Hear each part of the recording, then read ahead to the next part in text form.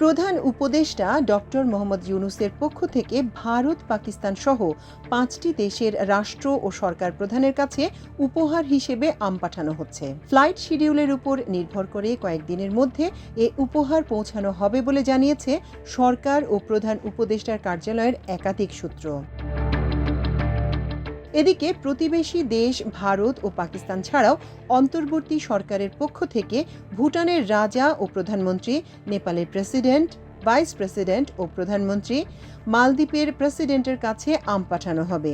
আগামী কয়েকদিনের মধ্যেই পৌঁছানো হবে এসব আম। জানা গেছে, শুভেচ্ছা উপহার হিসেবে পাকিস্তানের প্রধানমন্ত্রী শেহবাজ শরীফ এবং ভারতের প্রধানমন্ত্রী নরেন্দ্র মোদির জন্য ১,০০০ কেজি রংপুরের বিখ্যাত হাড়িভাঙা আম উপহার হিসেবে পাঠানো হচ্ছে। হাড়িভাঙা আম পাঠাচ্ছেন প্রধান উপদেষ্টা অধ্যাপক ডক্টর মোহাম্মদ ইউনূস।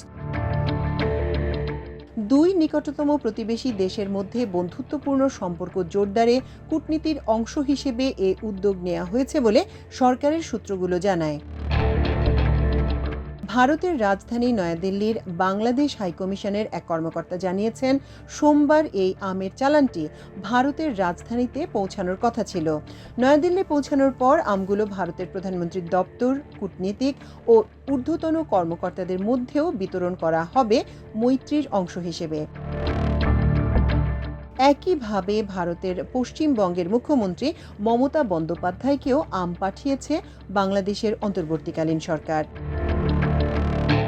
এর আগে বৃহস্পতিবার ত্রিপুরা রাজ্যের মুখ্যমন্ত্রী সহ সেখানকার বিশিষ্টজনদের জন্য ৩০০ কেজি হাড়িভাঙা আম উপহার পাঠানো হয়। আখাউড়া স্থলবন্দরের মাধ্যমে ৬০টি কার্টনে এসব আম পাঠানো হয়েছে।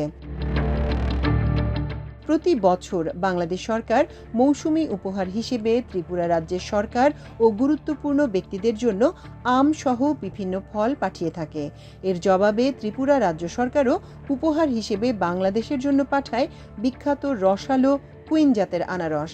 এবারও ত্রিপুরা সরকার বাংলাদেশে উপহার হিসেবে আনারস পাঠিয়েছে। এই উদ্যোগকে আম কূটনীতি হিসেবে অভিহিত করা হয়। এর আগের সরকারের আমলেও এই কূটনীতি বজায় ছিল। এখনও এটি সৌহার্দ্য ও পারস্পরিক শুভেচ্ছার প্রতীক হিসেবে বিবেচিত হচ্ছে। তাছাড়া পররাষ্ট্র উপদেষ্টার পক্ষ থেকে এই দেশগুলোর পররাষ্ট্রমন্ত্রীদের কাছে এবং ভারতের কয়েকটি রাজ্য সরকারের মুখ্যমন্ত্রীর কাছেও উপহার হিসেবে আম পাঠানো হচ্ছে। মাল্টিমিডিয়া ডেস্ক, আমার দেশ।